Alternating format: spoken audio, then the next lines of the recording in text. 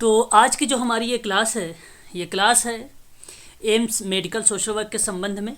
और हम लोग आज बात करने वाले हैं डिसेबिलिटी के बारे में, जो है यानी दिव्यांगता के बारे में हम लोग बात करने वाले हैं। डिसेबिलिटी यानी दिव्यांगता। तो आप लोगों ने नाम सुना होगा पीडब्ल्यूडी के बारे में। पीडब्ल्यूडी के बारे में जानते हैं आप लोग? दिव्यांगजन अधिनियम 1995 सुना है? अगर नहीं सुना तो कोई बात नहीं, आप ध्यान से सुन लीजिए। फिर ये बेसिकली पीडब्ल्यूडी जो अधिनियम था पहले, ये 1995 में, हालांकि याद रखिएगा ये 1995 में ये एक्ट बना था। इसका काम ये था कि disability under PWD act 1995, person with disability इसको इंग्लिश में कहते हैं, और जिसका कार्य ये था कि दिव्यांग यानी विकलांग व्यक्तियों की समस्या और उन्हें पूर्ण अधिकार दिलाने के लिए था ये एक्ट, है ना, ये एक्ट था। तो पीडब्ल्यूडी एक्ट 1995 के अंतर्गत, इस अधिनियम के अंतर्गत जो दिव्यांग लोग हैं उन लोगों के लिए समान अवसर, देखिए बात को समझिए, पेपर में एग्जाम में आप लोगों से यही सब प्रश्न पूछा जाता है, ठीक है, समान अवसर करके लिख दिया जाएगा आपके पेपर में, है ना। तो यहाँ पे जो समान अवसर और राष्ट्र के निर्माण में उनकी पूर्ण भागीदारी की जो बात कही गई है वो पीडब्ल्यूडी एक्ट के अंतर्गत कही गई है। ये चीज़ आप लोगों को ध्यान रखना, आप सबको। अब पीडब्ल्यूडी एक्ट के अंतर्गत कुल 7 प्रकार की डिसेबिलिटी के बारे में जिक्र किया गया था। आप लोग जानते हैं वह 7 प्रकार की डिसेबिलिटी कौन कौन सी है? 7 प्रकार की दिव्यांगता मालूम है आप लोगों को? नहीं सर। चलो, तो एक आप नोट करना है तो नोट कर लीजिएगा, आप सबके लिए इम्पोर्टेंट रहेगा पीडब्ल्यूडी के अंतर्गत। एक आपका आता है इसमें दृष्टिहीनता, विजुअल इम्पेयरमेंट इसको इंग्लिश में कहते हैं। 7 टाइप की डिसेबिलिटी इसके अंतर्गत थी।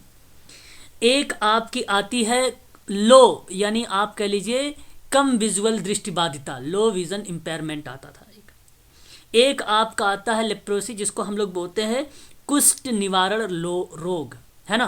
तो याद रखिएगा कुष्ठ निवारण रोग कहते हैं एक इसी के अंतर्गत आता है HI हियरिंग इम्पेयरमेंट, जिसको हम लोग बोलते हैं श्रवण बाधिता। एक आपका आता था इसके अंतर्गत फिजिकल डिसेबिलिटी या फिजिकल इम्पेयरमेंट, जिसको हम लोग कहते हैं चलन से संबंधित था। ये बेसिकली अगर हम बात करें तो लोकोमोटो डिसेबिलिटी को रिप्रेजेंट करता था। ये बेसिकली किसको रिप्रेजेंट करता था? लोकोमोटो डिसेबिलिटी को रिप्रेजेंट करता था, फिजिकली इम्पेयरमेंट, है ना। तो आप यहाँ पे कह सकते हो लोकोमोटो डिसेबिलिटी। ये कितना हुआ? 1 2 3 4 5। और इसके अंतर्गत आता था आपका एक मानसिक रोग, जिसको हम लोग बोलते थे मेंटल इलनेस या मानसिक रुग्णता भी कहते थे इसको। और एक इसी के अंतर्गत आता था MR, जिसको हम लोग कहते थे मेंटल रिटार्डेशन यानी मानसिक मंदता। ठीक है, इतनी टाइप की डिसेबिलिटी जो है इसके अंतर्गत रखी गई थी पीडब्ल्यूडी के अंतर्गत। पीडब्ल्यूडी का पर्सन विद डिसेबिलिटी नाम तो पूरा है, लेकिन जब हम इसके अर्थों को लेके चलते हैं तो एक ऑप्शन में और आता है, उसका नाम होता है समान अवसर। समान क्या बोल सर जी, फोर्थ नंबर पे क्या बोल रहे थे सर? 4th नंबर पर चल लो, यह आपका जो है हियरिंग इम्पेयरमेंट है, श्रवण बाधित। समान अवसर इसका पूरा नाम, अधिकारों का संरक्षण, अधिकारों का संरक्षण, ठीक है, अधिकारों का संरक्षण और पूर्ण भागीदारी, पूर्ण भागीदारी। तो ये इसका अर्थ निकालता है पीडब्ल्यूडी का, ठीक है ना। तो ये आपको ध्यान रखना है। आपको बता दूं RCI को अगर अभी पेपर में पूछा भी गया था, इसी के अंतर्गत और भी चीज़ें हैं, मैं बात करूंगा आप लोगों से। एक RCI भी आता है, रिहेबिलिटेशन काउंसिलिंग ऑफ इंडिया, जिसको आप लोग बोलते हैं भारतीय पुनर्वास परिषद। इसकी स्थापना की बात आती है तो सन 1992 का आता है, 1992 में संसद के एक अधिनियम के तहत इसको क्या किया गया था? स्थापित किया गया था 1992 में, ठीक है ना। इसको आप ध्यान रखिएगा। परिषद बेसिकली पुनर्वास और व्यवसाय और कार्मिकों को प्रशिक्षण के लिए ये बेसिकली मॉनिटरिंग करता है काम। तो भारतीय पुनर्वास परिषद जो है केंद्रीय पुनर्वास रजिस्टर के पुनर्वास और अनुरक्षण के लिए, प्रशिक्षण के लिए, व्यावसायिक उपकरण के लिए ये जाना जाता है RCI। ठीक है। उसके बाद एक आता है आपका नेशनल ट्रस्ट, जिसको बोलते हैं हम लोग राष्ट्रीय न्यास, है ना। तो राष्ट्रीय न्यास जो एक्ट था ये 1999 में इसकी स्थापना हुई थी। इसके अंतर्गत 4 टाइप की डिसेबिलिटी थी। कितने टाइप की डिसेबिलिटी थी? 4 टाइप की। इस PWD के अंतर्गत 7 टाइप का था और जो नेशनल ट्रस्ट है ये 4 टाइप का था। इसमें एक था ASD जिसको ऑटिज्म स्पेक्ट्रम डिसऑर्डर कहा गया, और एक था आपका CP जिसको सेरेब्रल पॉलिसी कही गई, प्रमस्तिष्क पक्षाघात। एक था आपका MR जिसको आप लोग कहते हैं मानसिक मंदता, और एक था MD जिसको आप लोग बोलते थे मल्टीपल डिसेबिलिटी। ये 4 टाइप की डिसेबिलिटी थी। किसके अंतर्गत? नेशनल ट्रस्ट के अंतर्गत। ठीक है। ये 3-4 बातें आप लोग को मैं शुरुआत में बता रहा हूँ जो इम्पोर्टेंट है, एग्ज़ाम में आप लोगों से पूछे जा सकते हैं। ठीक है ना। चलिए, ये आप लोगों को तो भली भांति तरीके से पता हो गया होगा कि क्या क्या भूमिका इसके अंतर्गत देखने को मिलती है। एक आपने नाम सुना होगा NHFDC। कितने लोग जानते हैं इसके बारे में? बताइए जरा एक बार। National handicapped financial and development corporation. ठीक है। इसकी स्थापना बेसिकली जो हुई थी 24 जनवरी को हुई थी। अगर आपसे पूछा जाए 24 जनवरी 1997 में हुई थी। ये भी आपके पेपर में पूछा जा सकता है क्योंकि अभी तक तो नहीं आया है, बाकी तो सारे आ चुके हैं। हो सकता है इस बार इसी का नंबर हो सकता है इस बार इसी का नंबर हो। दिव्यांगता के क्षेत्र में हम लोग चर्चा कर रहे हैं इस समय। ठीक है। तो याद रखिएगा। अब देखिए, इसी PWD के बजाय अब RPWD एक्ट आ गया है। RPWD एक्ट आ गया है। अभी मैं RPWD के अंतर्गत भी जितनी चीज़ें होती हैं उन सभी चीज़ों के बारे में बात करूंगा। पहले मैं आप लोगों से RPWD एक्ट के अंतर्गत कुछ डिसेबिलिटी होती हैं, 21 टाइप की डिसेबिलिटीज़ होती हैं इसके अंतर्गत, उन पे मैं जिक्र कर लेता हूं। फिर आप लोगों से इसके एक्ट के अंतर्गत भी चल के मैं आप लोगों को कुछ यहाँ पे जानकारी दूंगा। ठीक रहेगा ना? बताइए एक बार। तो जो ये 21 टाइप की डिसेबिलिटी है, ये दिव्यांग जन अधिकारी अधिनियम 2016 के अंतर्गत उनके डिसेबिलिटी के बारे में हम थोड़ा सा यहाँ पे देख लेते हैं। कौन कौन सी डिसेबिलिटी, यहाँ पे आप देख सकते हैं there were 7 disabilities under PWD act. मैंने अभी आपको लिखवा दिया है, वो चीज़ें आप ध्यान रखिएगा। हो सकता है इनमें से पूछ ले कौन सा उसके अंतर्गत नहीं था। आप यहाँ पे देख लीजिए, लिखा भी है ब्लाइंडनेस, लो विजन दृष्टिकोण, लेप्रोसी कर्व के बारे में, hearing impairment, locomotor disability, mental retardation, इसी को अब नाम इंटेलेक्चुअल डिसेबिलिटी के नाम से जाना जाता है, बौद्धिक अक्षमता के नाम से जाना जाता है, और मेंटल इलनेस। मैंने अभी आप लोगों को सारे बता दिया है, सारी चीज़ें। अब देखिए, अब 21 टाइप की जो डिसेबिलिटी है ये RPWD एक्ट के अंतर्गत आई है 2016 में। तो मैं आप लोगों से कहूँगा इसको थोड़ा सा ध्यान से आप सभी लोग सुनने का प्रयास करिएगा, क्योंकि इम्पोर्टेंट है। हो सकता है आप लोगों को पेपर में देखने को ये मिल जाए, है ना। इम्पोर्टेंट है आप सबके लिए ये। ठीक है भाई, एक आध बार आप बोलते भी रहेंगे बीच बीच में भाई, है ना। हाँ, बोलने से क्या होगा कि थोड़ा सा हमें पता चलेगा, आइडिया लग जाएगा कि हाँ चलो आप लोग क्या हैं इस समय एक्टिव हैं, है ना। चलो देखिए इसके अंतर्गत क्या क्या चीज़ें आती हैं। एक आपको जो यहाँ पे मिलता है, यहाँ पे देखिए ब्लाइंडनेस मिलता है। ब्लाइंडनेस बेसिकली आप जानते हैं भली भांति तरीके से, इसको विजुअल इम्पेयरमेंट कहते हैं, या आप ये कह लीजिए दृष्टिबाधित, आप इनको कह लीजिए। साफ शब्दों में मैं आपको बताना चाहूँगा कि देखने में इनमें कठिनाई होती है, इस व्यक्ति में पूर्ण रूप से दृष्टिबाधित होता है ये व्यक्ति, इसलिए इसके अंतर्गत जो ब्लाइंडनेस है यहाँ पर चीज़ें मेंशन की जाएगी। इसमें एक बात और याद रखिएगा, प्रश्न पूछ लेता है कभी कभी ब्रेल लिपि दिवस के बारे में पूछ लेता है, तो ये याद रखिएगा। ये कब जानते हैं आप लोग, ये कब मनाया जाता है ब्रेल लिपि दिवस? 4 जनवरी 4 जनवरी को ये जो है मनाया जाता है ब्रेल लिपि दिवस, है ना। तो ये फैक्ट आप लोग यहाँ पे ध्यान रखिएगा। और एक लो विज़न दृष्टिबाधित है, कम दिखता है ये, और 60 वर्ष से कम आयु की स्थिति में जो रंगों की पहचान नहीं कर पाता है वो भी लो विज़न के अंतर्गत आ जाएगा, लो विज़न के अंतर्गत आ जाएगा। उसके बाद आप देखिए लेप्रोसी कर्व पर्सन के बारे में बात करें अगर हम लोग, आपको ये साफ शब्दों में पता चल रहा होगा लेप्रोसी कर्व के बारे में। इसको क्या बोला जाता है बताइए एक बार। हाँ, इसको बोला जाता है कुष्ठ रोग। इसको क्या बोला जाता है? कुष्ठ रोग बोला जाता है। इसमें अगर मैं आप लोगों से बात करूं कुष्ठ रोग में, इसकी परिभाषा आप किस तरीके से बताना चाहेंगे? बताइए जरा एक बार, कोई भी व्यक्ति। ये हाथ और पैर की जो उंगलियां होती हैं ना, उसमें विकृति होती है कुष्ठ रोगों में। हाथ और पैर की जो उंगलियां होती हैं उनमें क्या होती है? विकृति होती है। ठीक है, याद रखेंगे। और यानी आप ये कह लीजिए कि टेढ़ापन होता है इनमें। ठीक है भाई। शरीर की जो त्वचा होती है वो रंगीन धब्बे हो जाते हैं उस पर, चेहरे पे हो या शरीर कोई भी जगह हो त्वचा पर, तो शरीर के त्वचा पर क्या हो जाता है? धब्बा हो जाता है, और वो भी रंगीन। हाथ पैर की जो उंगलियां होती हैं वो सुन्न हो जाती हैं, है ना। वो क्या हो जाती हैं? सुन्न हो जाती हैं। तो इतनी लक्षण जो हैं आप लोग से आइडेंटिफाई कर लेंगे कि ये कुष्ठ रोग के अंतर्गत आता है। उसके बाद एक आता है हियरिंग इम्पेयरमेंट आता है। हियरिंग इम्पेयरमेंट को हम लोग क्या बोलते हैं बताइए एक बार? श्रवण बाधित। हाँ, श्रवण बाधिता हम लोग बोलते हैं हियरिंग इम्पेयरमेंट को।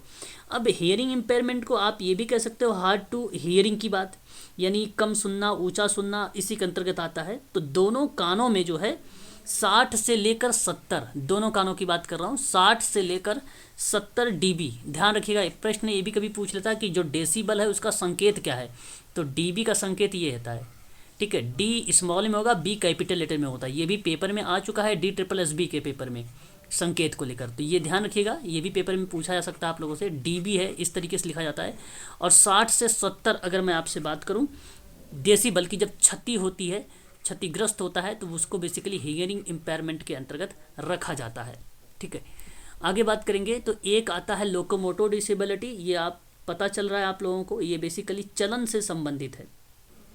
चलन का मतलब चलने से संबंधित है ये, है ना, समझ रहे हैं। ये बेसिकली लोकोमोटो डिसेबिलिटी, हाथ और पैर दोनों में दिव्यांगता होती है इसमें, हाथ में भी पैर में दोनों में दिव्यांगता होती है। इसमें जो है लकवा भी कहीं ना कहीं एक प्रकार से ये रिप्रेजेंट करता है, लकवा को भी।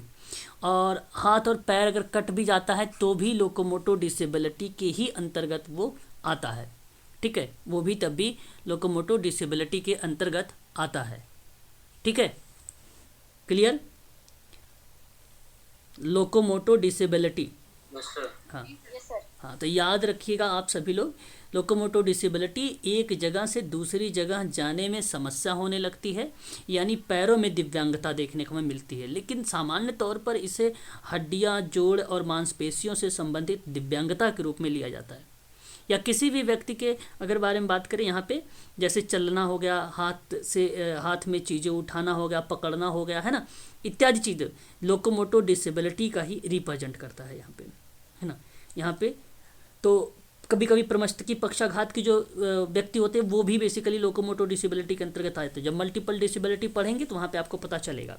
ठीक है, तो इसमें एक स्थिति होती है नियोप्लास्टिक की स्थिति, वो बेसिकली एक अहम भूमिका निभा, अगर किसके कारण होता है तो आपके ऑप्शन में एक मिलेगा और वो शब्द रहेगा, ध्यान रखिएगा, नियोप्लास्टिक। ठीक है, नियोप्लास्टिक ये वाला ऑप्शन में रहेगा। इसी को ये रीज़न दिखाता है लोकोमोटो डिसेबिलिटी को, है ना। उदाहरण के तौर पे बहुत सारी चीज़ें, ब्रेन ट्यूमर भी आ जाता है आपको इसी में, है ना, स्पाइनल ट्यूमर हो सकता है। ठीक है, इसके अंतर्गत एक ऑस्ट्रिया सार्कोमा होता है, वो भी आ सकता है इसी के अंतर्गत। ठीक है, तो इसको आप लोग ध्यान रखिएगा लोकोमोटो डिसेबिलिटी के बारे में। उसके बाद अगर हम बात करें तो एक डॉर्फिज्म होता है, ये भी काफ़ी इंपॉर्टेंट है, पेपर में ये भी प्रश्न पूछा जा चुका है, DSSB में यहाँ से प्रश्न। ठीक है, तो इसके बारे में आपको मैं बता देता हूँ क्या ध्यान रखना। व्यक्ति का जो कद होता है वयस्क होने पर भी ये व्यक्ति जो है 4 फुट का ही होता है, या आप यहाँ पर 4 फुट के बजाय अगर ऑप्शन में 4 फुट है तो ठीक है। प्रश्न में पूछा गया था कि कितने सेंटीमीटर होता है, तो 147 सेंटीमीटर होता है, ये आप ध्यान रखिएगा। और 4 फुट 10 इंच कर लीजिए, 4 फुट 10 इंच कर लीजिए, 10 इंच, ठीक है, 4 फुट 10 इंच 147 सेंटीमीटर, ठीक है। इससे कम होंगे, इससे क्या होंगे, कम ही होंगे, ठीक है। तो ये आप ध्यान रखिएगा, इसकी पूछा जाता है, हाइट वगैरह पूछी जाती है, बौनापन का, है ना। उसके बाद अगर हम बात करें तो हमारे सामने आता है इंटेलेक्चुअल डिसेबिलिटी, बौद्धिक अक्षमता होता है, इसी को एमआर कहा जाता था पहले, मेंटल रिटार्डेशन कहा जाता था। अब ये आप जानते हैं भली भांति तरीके से कि बौद्धिक कार्य एवं अनुकूल व्यवहार में जब कमी देखने को मिलती है तो हमें पता चल जाता है कि वह जो व्यक्ति है वो इंटेलेक्चुअल डिसेबिलिटी वाला व्यक्ति है, ठीक है। तो आप देख सकते हैं यहाँ पे, अच्छा ये बेसिकली क्या होता है, जन्मजात पाया जाता है, यह एक प्रकार की कंडीशन होती है। इसमें अगर मैं आप लोगों से बात करूँ ना तो इसके व्यवहारों को केवल आप परिमार्जित कर सकते हैं, क्या कर सकते हैं, परिमार्जित कर सकते हैं। आप अगर इसको कहो कि मैं सुधार दूं तो ये कहना उचित नहीं होगा आप लोगों के लिए, लेकिन वहीं अगर जब मेंटल इलनेस की बात आती है तब आप इसमें सुधार कर सकते हैं, इसमें सुधार कर सकते हैं, ठीक है, इसको ठीक कर सकते हैं, लेकिन इसको ठीक नहीं कर पाएंगे आप, इसको ठीक नहीं कर पाएंगे, ठीक है, याद रखिएगा आप सभी लोग। ये कंडीशन होती है, एक स्थिति होती है ये, ठीक है, दशा होती है, इसको दशा बोलते हैं। पेपर में ये भी प्रश्न पूछता है कि बौद्धिक अक्षमता डैश, है ना, तो ऑप्शन में जरूर लिखा रहेगा कंडीशन, दशा लिखा जरूर रहेगा आपका। अब मेंटल इलनेस क्या होती है, मानसिक बीमारी क्या होती है। मानसिक बीमारी आप जानते हैं जन्म के बाद होती है, ये मानसिक बीमारी कब होती है, ये जन्म के बाद होती है। तो ये इसमें व्यक्ति क्या करता है ना, अस्वाभाविक व्यवहार करने लगता है, क्या करने लगता है, अस्वाभाविक व्यवहार करता है। इसमें पहली बात, इसमें खुद से बातें भी करता है, खुद से बातें भी करता है ना। इसमें मति भ्रम की चीज़ें भी देखने को मिलती है, मति भ्रम, या आप ये कह लीजिए भय या व्यसन, है ना, या गुमसुम होना, गुमसुम होना, ठीक है, ये सारी चीज़ें जो है हमें देखने को मिलती है इसके अंतर्गत, ठीक है, ये आप ध्यान रखिएगा मेंटल इलनेस के अंतर्गत, ठीक है। उसके बाद अगर हम बात करें तो हमारे सामने आता है एक ऑटिज्म स्पेक्ट्रम डिसऑर्डर। आप इस व्यक्ति को देख रहे हैं, बच्चे को, इसको बेसिकली ऑटिज्म कहा जाता था, अभी भी कहा जाता है ऑटिज्म, अभी भी इसका नाम ऑटिज्म ही है, ठीक है। इसको शुद्ध हिंदी में स्वलीनता के नाम से जाना जाता है, किसके नाम से जाना जाता है, स्वलीनता के नाम से जाना जाता है। तो ये किसी कार्य पर ध्यान केंद्रित करने में इनको बहुत कठिनाई होती है। जब कोई टास्क वगैरह लेंगे आप ना काम करने के लिए, तो ऐसे व्यक्ति का जो ध्यान होगा वो बहुत कम देगा, यानी ध्यान केंद्रित बहुत कम करेगा। इसमें fine motor and gross motor दोनों में जो है बेसिकली देखने को मिलता है कि बच्चे पीछे रहते हैं, इसमें बेसिकली इनका सही तरीके से वो डेवलप नहीं हो पाता है। हालांकि अटेंशन नहीं देते हैं, रीजंस यही होते हैं। आइडेंटिफिकेशन वगैरह इनका बेसिक से स्टार्ट किया जाता है, कोई भी चाहे A to Z ले लें आप, चाहे 1 to 10 ले लें आप, चाहे आप अल्फ़ाबेट के साथ साथ आप किसी पिक्चर की आइडेंटिफाई कराएं, फ्रूट्स वेजिटेबल्स वगैरह का, ऐसे बच्चों का हम यही टास्क लेते हैं बेसिकली, ठीक है, ऑटिज्म में। अब एज के अनुसार है, प्री प्राइमरी में ये टास्क चलेगा, प्री प्राइमरी के बाद अगर सेकेंडरी में आ गया, प्री ओकेशनल में आ गया, तो जाहिर सी बात है वहाँ पे टास्क बदल जाता है फिर, है ना। ओकेशनल से संबंधित हम लोग कुछ ना कुछ चीज़ें सिखाते हैं, ठीक है। उसके बाद आता है आपका cerebral palsy, very very most important, cerebral palsy. Cerebral palsy अगर हम बात करें इसके बारे में तो प्रमस्तकीय पक्षाघात कहा जाता है इसको, सेरेब्रल पॉलिसी को प्रमस्तकीय पक्षाघात कहा जाता है। पैरों में जकड़न में देखने को मिलती है, हाथ पैरों दोनों में जकड़न देखने को मिलती है ऐसे सेवार्थी को।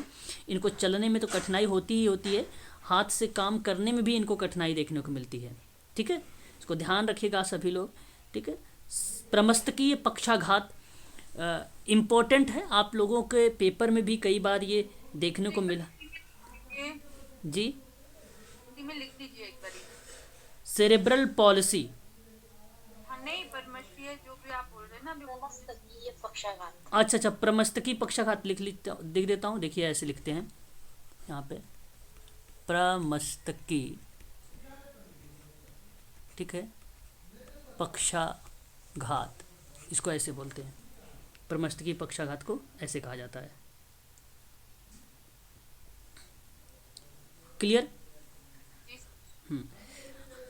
इसको सेरेब्रल पॉलिसी भी कही जाती है, ठीक है, इसको क्या बोला जाता है, सेरेब्रल पॉलिसी भी कहा जाता है। सेरेब्रल पॉलिसी आप समझ ही रहे होंगे, जिसको प्रमस्तकी पक्षाघात यानी कुल टोटल अगर बात करें हम लोगों यहाँ पर, तो सब मिला जुला के जो है इसका जो संबंध है बेसिकली मस्तिष्क से ही है। किससे संबंध है इसका, मस्तिष्क से ही है। इसको आप सभी लोग ध्यान रखिएगा प्रमस्तकी पक्षाघात में। अब प्रमस्तकी पक्षाघात जो होता है ना, ये कई टाइप का होता है, देखने को हमें कई टाइप इसमें मिलता है। अगर इसके प्रकारों वगैरह पर हम लोग बात करते हैं ना, तो इसके कई प्रकार मिलते हैं, यानी इसके वर्गीकरण के आधार पर इसको जो है डिफाइन किया गया था। ठीक है, कि भाई हृदय जो रोग है उससे उत्पन्न जो थक्का होता है, ठीक है, गले की जो रक्तवाहिनियाँ होती हैं उनमें खराबी हो जाए, ये चीज़ें देखने को मिलती है। ठीक है, बेसिकली स्टेनोसिस कहा जाता है इसको। मस्तिष्क और उसके निचले हिस्से में रक्तस्राव होने लगता है ना। तो ये सारी चीज़ें हमें देखने को इसके अंतर्गत मिलते हैं। ठीक है, प्रमस्तकी पक्षाघात के अंतर्गत। ठीक है, इसमें भी कई टाइप का होता है। एक हेमीफिलिया होता है, ठीक है, मोनोफिलिया होता है, ठीक है, फिर उसके बाद डाइप्लेजिया होता है, क्वाड्रिप्लेजिया होता है और पैराप्लेजिया होता है। पैराप्लेजिया का मतलब होता है पैरों से संबंधित होगा। ठीक है, होमोप्लेजिया से जो होता है वो एक ही साइड का पैर और हाथ दोनों हो जाता है, उसको जो बोला जाता है होमोप्लेजिया। और एक मोनोप्लेजिया होता है, मोनोप्लेजिया में केवल एक ही हाथ होगा या तो एक ही पैर होगा। और पैराप्लेजिया में केवल दोनों पैर होते हैं। और डाइप्लेजिया में जो है कभी कभी दोनों हाथ होते हैं, सॉरी दोनों पैर तो होते हैं, कभी कभी हाथ भी देखने को मिलता है, उसको हम लोग डाइप्लेजिया बोलते हैं। और क्वाड्रिप्लेजिया में क्या होता है, पूरा शरीर उसका जो है अक्षम हो जाता है, पूरा शरीर उसका जो है अक्षम हो जाता है। ठीक है, तो इसको आप लोग जो है ध्यान रखिएगा। इसके टाइप हैं बेसिकली सेरेब्रल पॉलिसी के, सेरेब्रल पॉलिसी को, ठीक है, याद रखिएगा ये। फिर उसके बाद हम बात करते हैं, हमारे सामने आता है मस्कुलर डिस्ट्रॉफी। मस्कुलर डिस्ट्रॉफी तो आप लोगों को भली भांति तरीके से पता होना चाहिए। ये मांसपेशीय दुर्विकास इसको कहा जाता है।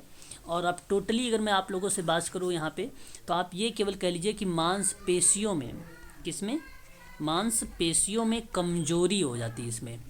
और कमजोरी के साथ साथ जब विकृति दिखने लगे तो आप समझ जाइए कि वो मस्कुलर डिस्ट्रॉफी के अंतर्गत आ जाता है। ठीक है, इसमें सबसे ज़्यादा जो है फिजियोथेरेपी, और हालांकि सेरेब्रल पॉलिसी में भी फिजियोथेरेपिस्ट की ज़रूरत पड़ती है, ऑक्यूपेशनल थेरेपिस्ट की भी ज़रूरत पड़ती है। इसमें भी वही चीज़ें हैं। ठीक है, मस्कुलर डिस्ट्रॉफी में भी, ठीक है, याद रखिएगा। उसके बाद हमारे सामने आता है क्रोनिक न्यूरोलॉजिकल कंडीशंस आता है। इसके बारे में आप लोगों ने नाम तो सुना ही होगा, पता है आप लोगों को ये क्या है, बताना चाहेंगे, बोलिए।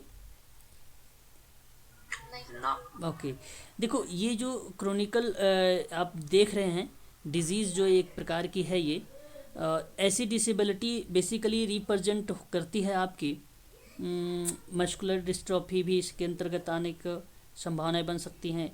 बहु स्कोलरसिस की भी भूमिका देखने को मिल सकती है, क्योंकि रीज़न से यह है, ये मस्तिष्क जो तंत्रिका तंत्र है उसको प्रभावित करती है। ये जो है तंत्रिका तंत्र को प्रभावित करती है।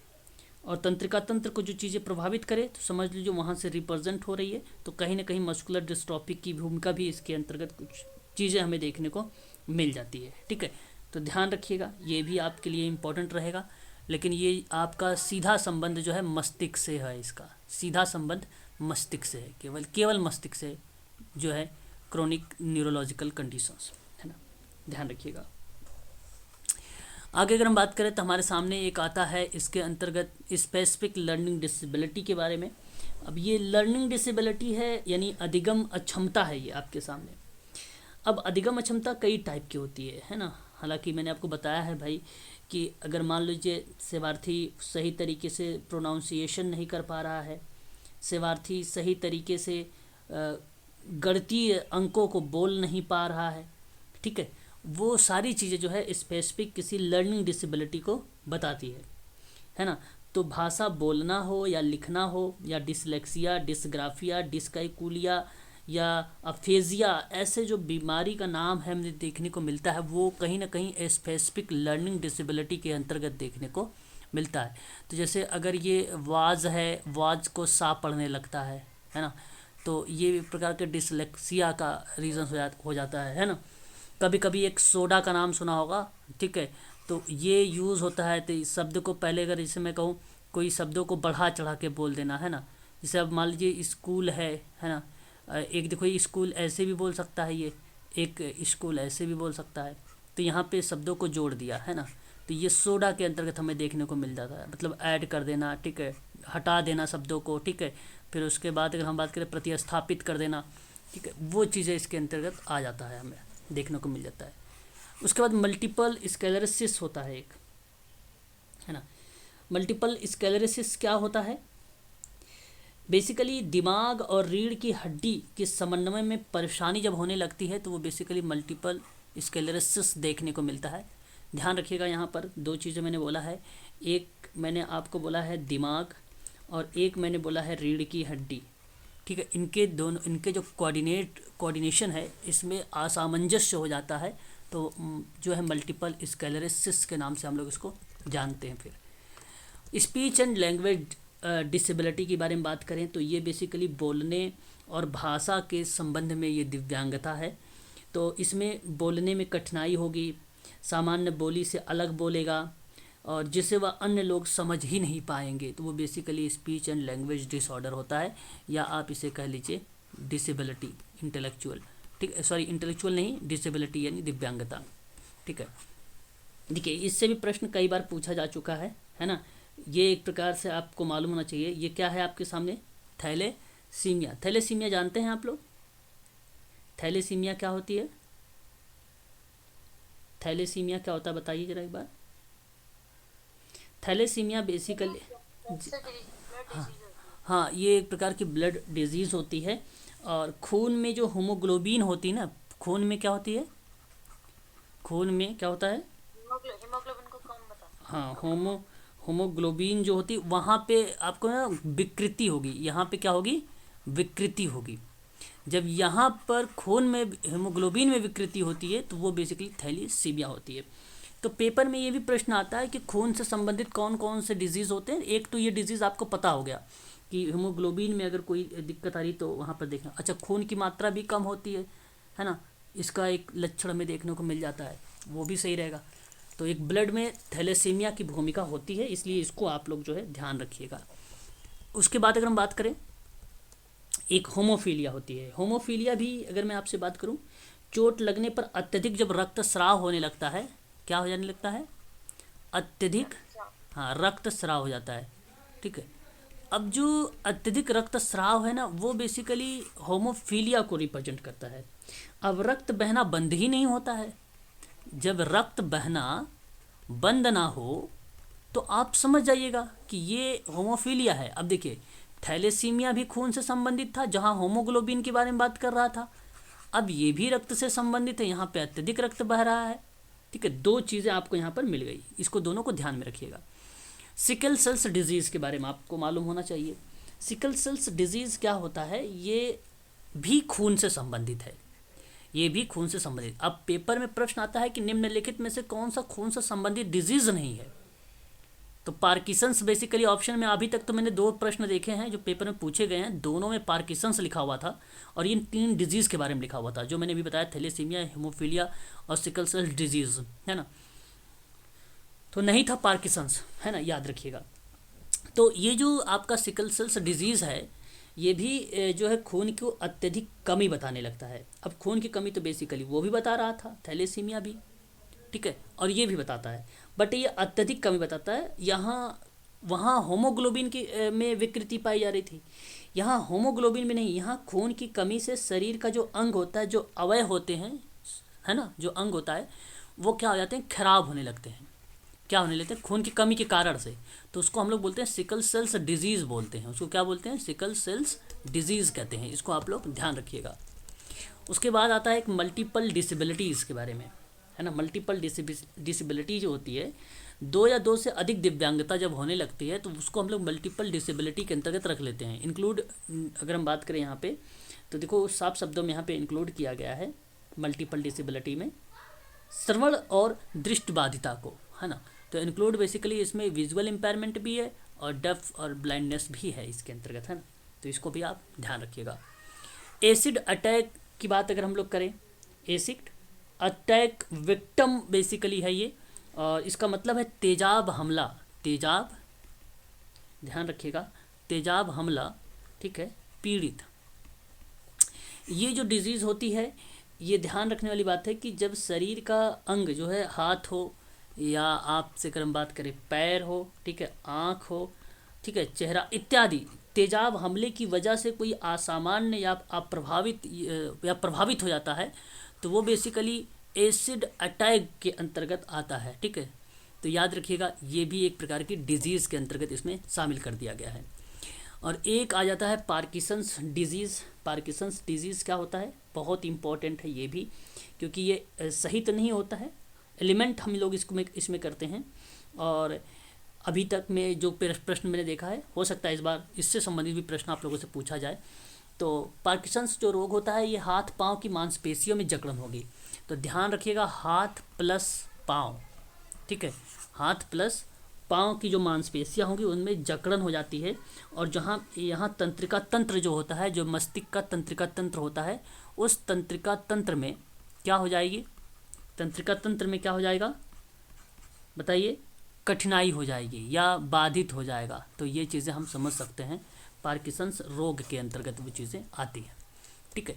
तो क्लियर हुआ ये चीज़ें, बता दीजिए एक बार। Yes sir. हाँ, तो ये थे 21 टाइप की डिसेबिलिटी थी जो मैंने आरपीडब्ल्यूडी एक्ट के संबंध में आप लोगों को बताया है, सिंपल लक्षण के साथ आपको बताया, ताकि आप लोग समझ जाओ कि क्या क्या लक्षण इसमें देखने को मिलते हैं।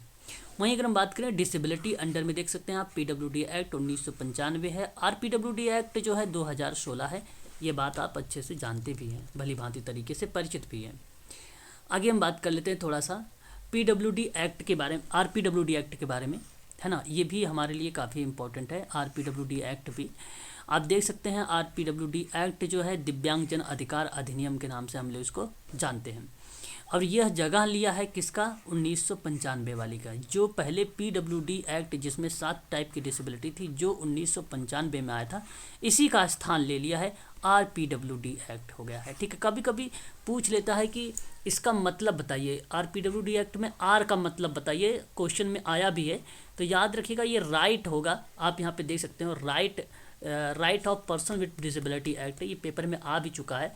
तो ये राइट आप लोग लगा के आइएगा सभी लोग। या आपसे पूछ ले डब्ल्यू का अर्थ, तो विथ रहेगा ऑप्शन में, डी का अर्थ पूछ लेगा तो डिसेबिलिटी आपके ऑप्शन में ज़रूर रहेगा, इसको भी आप ध्यान रखिएगा। फिर उसके बाद देख सकते हैं पॉइंट नंबर 3 में कि ये 21 प्रकार की दिव्यांगता के लिए नया और बेहतर कानून लेकर आया है आरपीडब्ल्यूडी एक्ट, है ना। वहीं अगर हम लोग बात करें तो आरपीडब्ल्यूडी एक्ट जो होता है, ये बेसिकली सामाजिक न्याय और अधिकारिता मंत्रालय के अंतर्गत आता है। आरपीडब्ल्यूडी एक्ट किसके अंतर्गत आता है, तो ध्यान रखिएगा सभी लोग कि ministry of social justice and empowerment के अंतर्गत ये आता है, ठीक है, याद रखिएगा आप सभी लोग। वहीं अगर हम बात करें तो देख सकते हैं आप कि वर्ष 2007 में भारत ने दिव्यांग व्यक्तियों के अधिकारों पर संयुक्त राष्ट्र सम्मेलन, अब ध्यान रखने वाली बात है, काफ़ी इंपॉर्टेंट शब्द है ये आप सबके लिए, UNCRPD, ध्यान रखिएगा, ये 2006 की ही बात मैं आप लोगों से कर रहा हूँ, UNCRPD। इसके बारे में अगर आपसे प्रश्न जब कभी भी पूछा जाए तो ध्यान रखिएगा कि आरपीडब्ल्यूडी एक्ट में इसने अपनी एक अहम भूमिका निभाई है। और इसकी जो स्थापना हुई थी, इसकी स्थापना पूछा जाता है कि UNCRPD की, तो आप लगाइएगा 13 दिसंबर 2006 में इसकी स्थापना हुई थी, ठीक है। 2016 में यही ड्राफ्ट करके बनाया था, यही पीडब्ल्यूडी की जगह जो है आरपीडब्ल्यूडी एक्ट यही लाया है। कौन लाया है, तो याद रखिएगा UNCRPD के हस्ताक्षर और पुष्टि के बाद पिछले अधिनियम को बदलने की आवश्यकता उत्पन्न हुई, और इसी के तहत 2016 में पीडब्ल्यूडी एक्ट की जगह आरपीडब्ल्यूडी एक्ट जो है आया। रीज़न यही था, यही लेकर आया था, तो ध्यान रखिएगा। और ये लाया कब था, 2007 में लाया था। बना कब था, 2000, ध्यान सुनिए, ये 2007 में आया, लेकिन ये शुरुआत में नहीं, ड्राफ्टिंग इसकी 2007 में इसी ने किया था, ठीक है। बट ये आया 2016 में, काफ़ी वर्ष बाद आया था, ठीक है, याद रखिएगा आप सभी लोग। और इसकी स्थापना 2006 में हुई थी, ध्यान रखने वाली चीज़ें। इसका फुल फॉर्म आपको अगर ध्यान रखना, ध्यान रख लीजिए, इसको यूनाइटेड नेशंस के नाम से जाना जाता है, convention on the right of, convention, यहाँ पे कन्वेंशन इसी का मतलब राइट, ठीक है, right of person with disability, person with disability, इसको आप लोग ध्यान रखिएगा, काफ़ी इंपॉर्टेंट था ये, ठीक है। तो ध्यान रखिएगा ये सारी चीज़ें। 1 अक्टूबर 2007 को, 1 अक्टूबर भी कर लीजिए, 1 अक्टूबर 2007 को इसने क्या किया था, सिग्नेचर किया था, है ना, ठीक है। चलिए आगे बढ़िए। यह अधिनियम जो है दिव्यांग व्यक्तियों के अधिकारों पर राष्ट्रीय जो है संयुक्त राष्ट्रीय सम्मेलन UNCRPD के दायित्व को पूरा करती है, United Nations convention on the right of person with disability act, ठीक है। और इसकी स्थापना की अगर हम बात करते हैं तो कब हुआ था, 13 दिसंबर 2006 को। और अगर हम बात करें ये लाया कब था, तो 1 अक्टूबर 2007 को, ठीक है, ध्यान रखिएगा। आगे बढ़ेंगे और भी चीज़ों को देखेंगे हम लोग। देखिए यहाँ पे ड्राफ्टिंग देखिए, अच्छा RPWD ड्राफ्ट, ये देखिए 2007 नहीं यहाँ पे है, RPWD एक्ट का ड्राफ्ट बिल जो है, बिल कब बनाया गया, 2011 में बनाया गया था, 2011 में बनाया गया था इसका ड्राफ्टिंग, यानी आप कह सकते हो प्रारूप, है ना, बिल। और ध्यान रखिएगा ये बिल के रूप में आएगा, ठीक है। तो याद रखिएगा 2011 को। 7 फरवरी, देखिए यहाँ पर भी इम्पोर्टेंट है, 7 फरवरी 2014 को RPWD जो है विधेयक संसद में क्या हुआ था, ये पेश हुआ था। तो संसद में कब पेश हुआ था, 7 फरवरी 2014 को ये पेश हुआ था। और राज्यसभा में 14 दिसंबर 2016 को दिव्यांग व्यक्तियों के अधिकार विधेयक को पारित कर दिया गया। तो राज्यसभा में कब हुआ था, तो ध्यान रखिएगा 14 दिसंबर 2016 को हुआ था। और लोकसभा में कब हुआ था, 16 दिसंबर 2016 को दिव्यांग व्यक्तियों के अधिकार विधेयक को पारित किया गया था। तो राज्यसभा में सबसे पहले ध्यान रखिएगा राज्य आया 14 दिसंबर को, 2 दिन बाद अगर हम बात करें 16 दिसंबर आया लोकसभा आया, उससे पहले 7 फरवरी संसद में हुआ, ठीक है, याद रखिएगा। ड्राफ्ट कब बना, 2011 में, और 2011 में ड्राफ्टिंग हुई थी। और फिर उसके बाद 2007 में अगर हम बात करें 1 अक्टूबर 2007 को, तो वो बेसिकली यहाँ पर जो विचार या विमर्श जो चीज़ें के रूप में लेके आया, तो UNCRPD का नाम आप लोग ध्यान रखिएगा, जिसकी स्थापना 2006 में हुई थी। यहाँ पे मैंने 6-7 पॉइंट बताए हैं आप लोगों को, जो पेपर में ज़रूर आप लोगों को देखने को मिल सकता है, एक आध पॉइंट इसी में से, हम तो ये चीज़ें हैं, अगर हमें पढ़े रहेंगे याद रहेगा तो हम सब इसको जो है आसानी से कर लेंगे, है ना। RPWD एक्ट 2016 का इम्पोर्टेंट है आप सबके लिए, है ना। आगे बढ़िए। राष्ट्रपति की सहमति पर, ध्यान से सुनिए, अब राष्ट्रपति की भूमिका आ रही है। राष्ट्रपति की सहमति पर प्राप्त करने के बाद इसे जो है 28 दिसंबर 2016 को अधिसूचित किया गया। अब अधिसूचित कब किया गया, आप ध्यान रखिए। देखिए राज्यसभा जैसे 14 दिसंबर था, 16 दिसंबर लोकसभा था, ठीक है भाई, याद रखिएगा। और फरवरी में क्या था, 2014 में, 2014 में क्या था, संसद में आया था, संसद में आया था, वेरी गुड, संसद में आया था। और 28 दिसंबर 2016 को अधिसूचित किया गया था। और RPWD बिल जो है 2016 को अधिनियमित किया गया और लॉ बन गया। क्या बन गया, ये लॉ बन गया, ठीक है। फिर उसके बाद देखिए, अब यहीं से अब लिखा तो आप लोग देखते हैं RPWD एक्ट 2016, बट यह अधिनियम लागू हुआ 15 जून 2017 को। ये डेट बहुत इम्पोर्टेंट है, इस पे मैं डबल स्टार मार रहा हूँ, बहुत ज़्यादा इम्पोर्टेंट है ये, ठीक है। और ये ऐसी पूरी डेट याद रखिएगा, 15 जून 2017। ये बहुत बार पूछा जा चुका है, एक बार नहीं कई बार पेपर में आ चुका है। सोशल वर्क के नहीं, बहुत सारे एग्ज़ाम में पेपरों में ये पूछा जाता है ना, याद रखिएगा। और भारत के संविधान का अनुच्छेद याद रखिए, भारत के संविधान का अनुच्छेद 253 में RPWD एक्ट 2016 को क्या किया गया है, अधिनियमित किया गया है, ठीक है, ठीक है, याद रखिएगा। ये भी आप सबके लिए इम्पोर्टेंट रहेगा। भारत का जो संविधान का अनुच्छेद 253, ठीक है, तो ये आप लोग ध्यान रखिएगा, जहाँ पे संसद को यह शक्ति दी गई है कि वह किसी अंतर्राष्ट्रीय संधि, करार या जो अभिसमन है उसको कार्य के रूप में देने के लिए समूचे देश या उसके किसी भाग के लिए कोई विधि बना सकता है। तो ये अनुच्छेद 253 में आप लोग जानते हैं, वही 253 यहाँ पे अनुच्छेद बताने की कोशिश की जा रही है आप लोगों को। ठीक है, अंतर्राष्ट्रीय करारों को प्रभाव करने के जो विधान है यह आपका अनुच्छेद 253 है, अनुच्छेद 253 है। ठीक है, ध्यान रखिएगा आप सभी लोग, ये काफ़ी इम्पोर्टेंट है आप सबके लिए। ठीक है, आगे बात करेंगे। आरपीडब्ल्यूडी एक्ट 2016 में कुल कितने डिसेबिलिटी को रखा गया है, ये भी पेपर में पूछा जाता है। 21 टाइप की डिसेबिलिटी थी जो अभी आप लोगों ने ऊपर लक्षणों को देखा है उनके। फिर अगर हम आगे बात करें आरपीडब्ल्यूडी एक्ट में, ये देखिए फिर आ गया क्या 21 टाइप की डिसेबिलिटी। हाँ, ये फिर दोबारा से आ गया है ना, आप यहाँ पे देख लीजिएगा। ठीक है, मैं आगे बढ़ जाता हूँ। ठीक है, कोई दिक्कत तो नहीं है ना? चलो नहीं सर।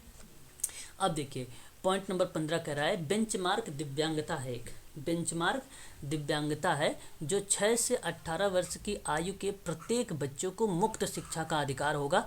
यह आपको ध्यान रखना होगा। बेंचमार्क दिव्यांगता का जो तात्पर्य है, बेंचमार्क दिव्यांगता का जो तात्पर्य है वो आरपीडब्ल्यूडी अधिनियम 2016 के तहत मान्यता प्राप्त किसी भी प्रकार की जो डिसेबिलिटी 21 टाइप की है उसमें कम से कम 40% डिसेबिलिटी या दिव्यांगता होना ज़रूरी है। ठीक है, ये याद रखिएगा। यहीं एक चीज़ और बताऊंगा, एक गंभीर दिव्यांगता होता है, ये भी शब्द आता है। जो गंभीर दिव्यांगता होता है वो बेसिकली 80% दिव्यांगता को रिप्रेजेंट करती है। 80% दिव्यांगता को क्या बताते हैं हम लोग? गंभीर दिव्यांगता कहते हैं। और कम से कम 40% तो दिव्यांगता होनी ही चाहिए। ठीक है, यहाँ पर बताया गया है ये कितने। अब ध्यान रखिएगा, मुक्त शिक्षा का अधिकार, ध्यान रखने वाली बात है यहाँ पर। कभी कभी बच्चे जो है 6 से 14 वर्ष लगा के चले आते हैं, जो कि 6 से 14 वर्ष यहाँ पे गलत हो जाता है। यहाँ पे दिव्यांगता की बात हुई है तो 6 से 18 वर्ष आप लोग लगा के, ऑप्शन में 6 से 18 वर्ष मिलेगा। जब आपको 6 से 14 मिले तो आप ज़रूर वहाँ पे थोड़ा सा रुक जाइएगा और सोचने लगिएगा कि 6 से 14 है या 6 से 18 है। अगर 6 से 18 होता है तो दिव्यांगता शब्द को प्रेजेंट होता है, और 6 से 14 होता है तो एक सामान्य बच्चे की चीज़ें यहाँ पर प्रस्तुत होती है। ठीक है, याद रखिएगा। बात करेंगे 16 पॉइंट पर उच्च शिक्षा को लेकर, मतलब हायर एजुकेशन की अगर हम बात करेंगे, हायर शिक्षा में आरक्षण की जो बात की गई है शिक्षा में, ध्यान रखिएगा ये बात है उच्च शिक्षा की, बात को समझिएगा अच्छे से। उसमें आरक्षण 5% से कम नहीं होना चाहिए।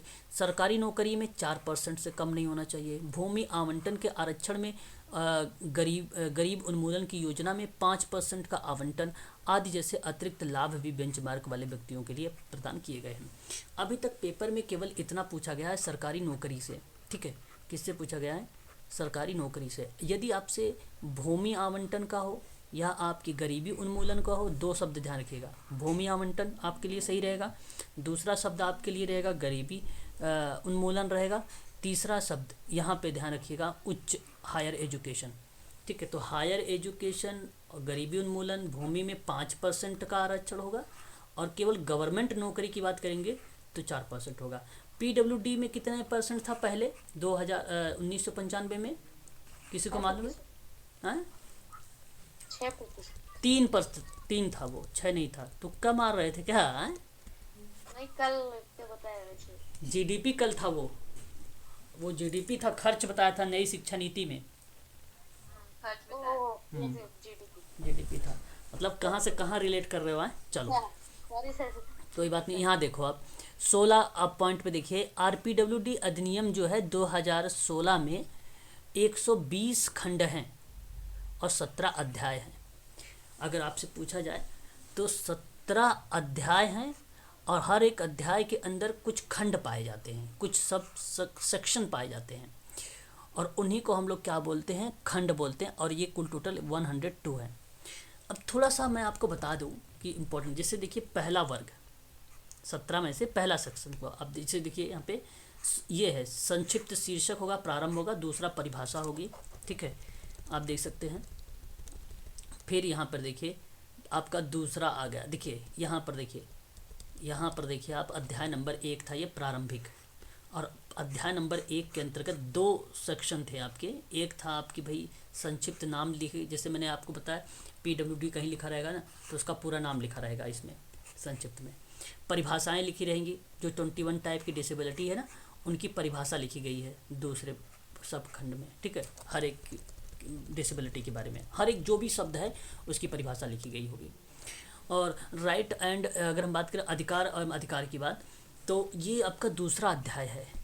और ये जो दूसरा अध्याय है इसके अंतर्गत आप देख सकते हैं समानता और भेद, गैर भेदभाव, और दिव्यांग महिला और बच्चे, सामुदायिक जीवन, क्रूरता और मानवीय दुरुपयोग, हिंसा और शोषण, सुरक्षा और सुरक्षा, घर का और परिवार, प्रजनन अधिकार, मतदान एवं समता और न्याय तक पहुंच, और कानूनी जो है क्षमता और संरक्षकता का प्रावधान, समर्थन के लिए अधिकारियों का पद नाम।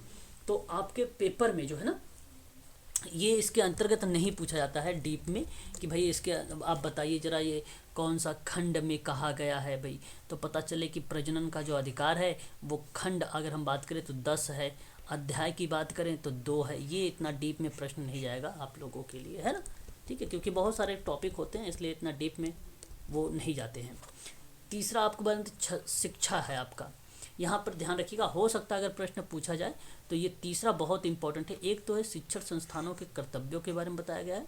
दूसरा अगर हम बात करें आप लोगों से, दूसरा अगर हम बात करें तो समावेशी शिक्षा है, इंक्लूसिव एजुकेशन है, और उन्हीं एजुकेशन को बढ़ावा देना है, सुविधा प्रदान करने के लिए विशिष्ट उपाय किए गए हैं, और एक प्रौढ़ शिक्षा है। प्रौढ़ शिक्षा की जो आयु होती है वो 21 वर्ष होती है, याद रखिएगा। प्रौढ़ शिक्षा की आयु जो मानी गई है वो 21 वर्ष मानी गई है, ठीक है, न्यूनतम।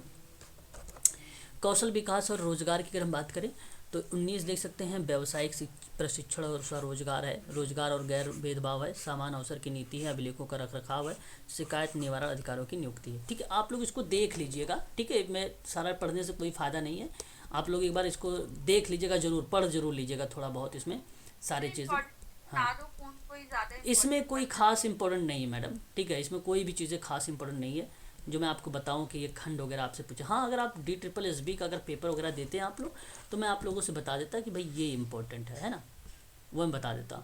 अब हम बात कर लेते हैं कुछ ऐसे दिव्यांगता के क्षेत्र में राष्ट्रीय संस्थान हैं जो आप लोगों को पेपर में भी देखने को हमें मिल जाते हैं।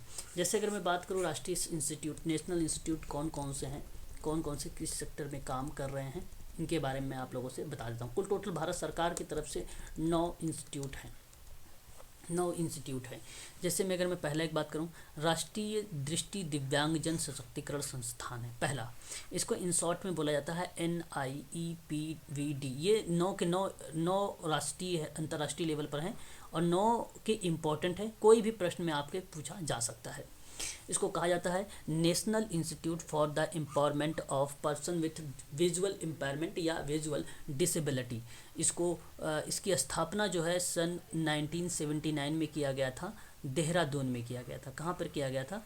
देहरादून में किया गया था। तो ये आपके लिए इम्पोर्टेंट बन सकता है, काफ़ी इम्पोर्टेंट है ये मुंबई वाला, ये कई बार एग्ज़ाम में पूछा भी जा चुका है, ठीक है। AYJNISHD इसको कहा जाता है। अलियावर जंग national institute of speech and hearing disability, अलियावर जंग राष्ट्रीय वाक एवं श्रवण दिव्यांगजन संस्थान, इसकी स्थापना 1983 में की गई थी। राष्ट्रीय शिक्षा नीति कब आई थी?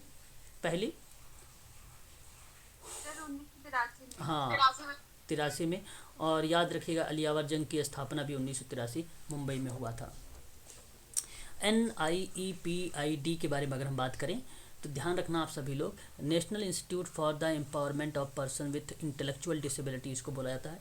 कहीं कहीं पहले इसको NIMH कहा जाता था, ठीक है, national institute for mentally handicapped इसको बोला जाता था। अब इसका नाम इस तरीके से बोला जाता है, परिवर्तित हो गया है, NIEPID के नाम से जाना जाता है, national institute for empowerment of person with intellectual disability. इसकी स्थापना जो है सन 1984 में सिकंदराबाद में हुई है, यह भी आपको ध्यान रखना है। फिर एक आपका आता है NILD आता है, national institute for locomotor disability है, ये राष्ट्रीय गतिशीलता या गतिशील दिव्यांगजन संस्थान, जिसकी स्थापना 1978 में कलकत्ता में हुई है, या आप कोलकाता भी कह सकते हैं। आगे अगर हम बात करते हैं तो हमारे सामने एक और आता है PDUNIPPD। बेसिकली ये Pandit Deendayal Upadhyaya national institute for person with physically disability इसको बोला जाता है, यानी पंडित दीनदयाल उपाध्याय राष्ट्रीय शारीरिक दिव्यांगजन संस्थान है, नई दिल्ली में है। इसकी स्थापना 3 मई 1975 की गई थी, याद रखिएगा। अभी इसमें स्पेशल एजुकेटर की एक वैकेंसी है, कल इस पे जो है इंटरव्यू रखा गया है, वॉकिंग इंटरव्यू है। ठीक है, अगर आपने DSC MR वगैरह किया है, ID वगैरह पढ़ा है, आपने विजुअल इम्पेयरमेंट वगैरह, तो आप जाके कल इंटरव्यू दे सकते हैं। 9 बजे से आपका इंटरव्यू स्टार्ट है यहाँ पर पंडित दीनदयाल उपाध्याय वाले में। एक सीट की वैकेंसी है इसमें। आगे अगर हम बात करते हैं SVNIRTAR, तो ये basically Swami Vivekananda national institute of rehabilitation training and research इसको कहा जाता है। हिंदी में बोला जाता है स्वामी विवेकानंद राष्ट्रीय पुनर्वास प्रशिक्षण अनुसंधान संस्थान है, कटक में है ये। इसकी स्थापना सन 1975 में की गई थी। एक है NIEPMD, इसको कहा जाता है national institute for empowerment of person with multiple disability, इसको बोला जाता है, यानी राष्ट्रीय बहुविकलांग दिव्यांगजन सशक्तिकरण संस्थान कहा जाता है। इसकी स्थापना हुई थी 2005 में, चेन्नई में यह इंस्टीट्यूट है। ठीक है, इसको आप ध्यान रखिएगा। एक 8 आपका आता है ILSRTC,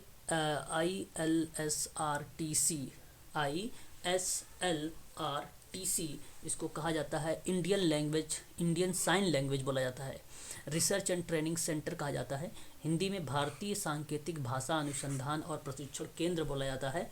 ये बेसिकली 28 सितंबर 2015 को यानी नई दिल्ली में इसकी स्थापना की गई थी। ठीक है, आपको मालूम होगा, अगर पुरानी दिल्ली रेलवे स्टेशन आप लोग गए होंगे तो उसी के सामने एक लाइब्रेरी है, लाइब्रेरी के पीछे ही यह इंस्टीट्यूट है। ठीक है, आगे बात करते हैं। नेक्स्ट बात कर, देखिए यहाँ पर अगर हम बात करें, हमने 9 की बात किया था, अभी हमने 8 ही बताया आप लोगों को। इसके बारे में अगर आप डीप में पढ़ाई करना चाहते हैं कि क्या है राष्ट्रीय दृष्टि दिव्यांगजन जो है सशक्तिकरण संस्थान, तो आप देख सकते हैं दृष्टिबाधिता के क्षेत्र में मानव संसाधन का विकास करता है ये। ठीक है, दृष्टिबाधित बच्चों के लिए व्यक्तिगत और सामाजिक कला कौशल का विकास करता है ये। दृष्टिबाधित बाधितों के जो संबंध में सहायक उपकरणों की बात करता है ये। प्रशिक्षण कार्यक्रम भी चलाता है ये इंस्टीट्यूट, है ना। ये सारी चीज़ें तकनीकी वगैरह सब कुछ इसी के अंतर्गत आती है। ठीक है, यहाँ तक कि आप देख सकते हो, आप यहाँ पर ब्रेल पेपर है, ब्रेल स्लेट है, ब्रेल लिपि आदि का विकास भी यही इंस्टीट्यूट करता है। ठीक है, तो विजुअल इम्पेयरमेंट के संबंध में है ये सारी की सारी चीज़ें। तो ये सभी इंस्टीट्यूट के बारे में दिया गया है इसमें, आप चाहो तो नीचे पढ़ सकते हो। बहुत बड़ी PDF नहीं है, छोटी छोटी PDF मैंने आप लोगों के लिए यहाँ पर बनाया है। ठीक है, आप इसको देख सकते हैं। आगे बढ़ेंगे हम 9 जो पॉइंट है 9वां वाला, उसको हम देखने का प्रयास करेंगे। ये देखिए, अच्छा नहीं, ये तो लास्ट तो 8वां नंबर पे था ना, ये 9 अभी आपका आएगा, है ना। ठीक है भाई, ये देखो 9 नंबर का आ गया। 9वें नंबर की अगर हम लोग बात करें तो ये है NIMHR, 9वां इंस्टीट्यूट, सीहोर मध्य प्रदेश में है ये। इसकी स्थापना 28 मई 2019 को हुई थी। इसको NIMHR को बोला जाता है। अच्छा जी, स्क्रीन नहीं दिखाई दे रही है आप लोगों को? एक मिनट, दिखाई दे रही है पर दिखाई दे रहा है प्रतिभा, है ना। ये सर, हाँ, बस जो पॉइंट आप पढ़ा रहे सर वो नहीं दिख रहा है। ओके ओके, हाँ हाँ, हो सकता है नेट थोड़ा सा स्लो चल रहा होगा, इसलिए देरी से आपके पास खुल रहा होगा। चलो देखो, तो ये राष्ट्रीय मानसिक स्वास्थ्य पुनर्वास का संस्थान है। इसकी स्थापना जो हुई थी 28 मई 2019 को हुआ था, 2019 को हुआ था। National institute of mental health rehabilitation इसको बोला जाता है इंग्लिश में। और इसकी जो भूमिका है बेसिकली मनोविश्लेषणात्मक मूल्यांकन और परीक्षण करता है ये। वहीं अगर हम बात करें तो तंत्रिका मनोवैज्ञानिक का मूल्यांकन करता है और मनोशिक्षा मार्गदर्शन परामर्श की बात करता है। विभिन्न मानसिक स्वास्थ्य समस्याएं और मनोचिकित्सकीय हस्तक्षेप की भूमिका निभाता है। बाह्य पहुंच और जागरूकता की सेवाएं भी प्रोवाइड कराता है। सीहोर जो मध्य प्रदेश में है, जिसकी स्थापना भी हाल ही में हुई है 2019 में। ठीक है, तो ये देख सकते हैं अनुसंधान करना इसका काम है, व्यावसायिक प्रशिक्षण देना इसी का काम है, मानव संसाधन विकास का भी काम इसी का है, डेवलप जो है ह्यूमन रिसोर्सेज, ये सारी चीज़ें भूमिका जो है हमें देखने को मिलती है। तो यहाँ पर मैंने आप लोगों से जो है थोड़ा सा PWD के बारे में पढ़ाया है, फिर उसके बाद RPWD एक्ट के बारे में पढ़ाया है, फिर मैंने आप लोगों को थोड़ा सा जो डिसेबिलिटीज़ हैं डिसेबिलिटीज़ उनके बारे में भी आप लोगों को बताया है थोड़ा सा। ठीक है, और साथ ही साथ मैंने कुछ इंटरनेशनल इंस्टीट्यूट हैं नेशनल लेवल पर, राष्ट्रीय और अंतर्राष्ट्रीय इंस्टीट्यूट है, संस्थाएं, उन संस्थाओं के बारे में मैंने आप लोगों से चर्चा कर लिया। तो डिसेबिलिटी का टॉपिक यहीं पर आपका कवर हो गया आज पूरा का पूरा। अब इससे बाहर कुछ आने वाला नहीं है। इसी PDF को आप लोग ध्यान से देख लीजिएगा। 3 टाइप की मैंने PDF खोला है। तीनों टाइप के PDF मैं अभी आप लोगों को जो है सेंड कर दूंगा। ठीक है ना। कोई दिक्कत तो नहीं है ना आप लोगों को? नहीं सर। चलिए, तो आज के लिए बस इतना ही रखिए। कल हम लोग देखेंगे थोड़ा सा चिकित्सकीय समाज कार्य के बारे में, ठीक है। एक चिकित्सकीय समाज कार्य क्या होता है, फिर उसके बाद हम लोग पढ़ेंगे थोड़ा सा कि मनोचिकित्सकीय समाज कार्य क्या होता है। इनके बारे में कल हम लोग थोड़ा सा देखेंगे, ठीक है ना। फिर आगे थोड़ी सी कुछ डिजीज़ वगैरह है, कुछ बीमारियां वगैरह हैं, उसके बारे में भी पढ़ने का हम लोग कुछ प्रयास करेंगे। और भी बीमारी वगैरह हमें देखने को मिल सकती है इसमें, ठीक है। समस्याएं क्या क्या हैं वो सारी चीज़ें हम लोग पढ़ेंगे, ठीक है। चलिए, आज के लिए बस इतना ही रखिए। 9 बजे 8 बजे 8:30 बजे आप लोगों के